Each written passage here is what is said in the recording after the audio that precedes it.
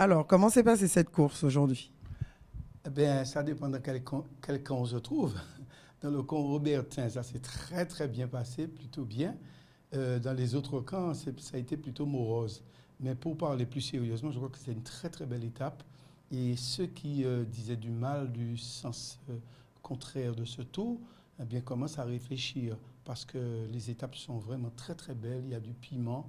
Et c'est ainsi que si dans la première partie, il y avait quelques incertitudes quant au vent, notamment au niveau de la côte des Anses d'Arlé, eh bien, après la bouée des Anses d'Arlé, eh bien, les choses se sont passées plutôt bien.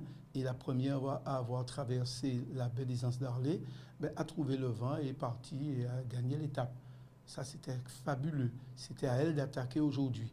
Donc, je crois que les équipages ont été trop timides, n'ont pas pensé à mettre beaucoup plus de voiles, et si bien que le champion de jusqu'ici, le maillot rouge, a perdu un temps considérable jusqu'à aller perdre ce maillot.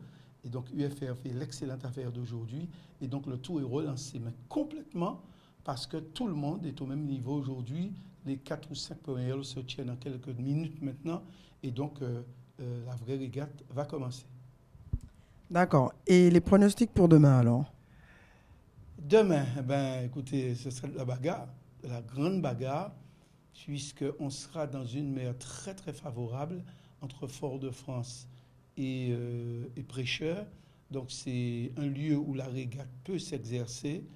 Il y aura donc de très bons bords à tirer, notamment quand on va remonter dans certains lieux, mais il y aura surtout du vent arrière dans la plus grande partie de la course. Donc ce que l'on peut dire, c'est que ça qui douvent, qu'il y ait bien douvent, bœuf douvent, bret de l'eau clair. Donc ça risque d'être le dicton de demain.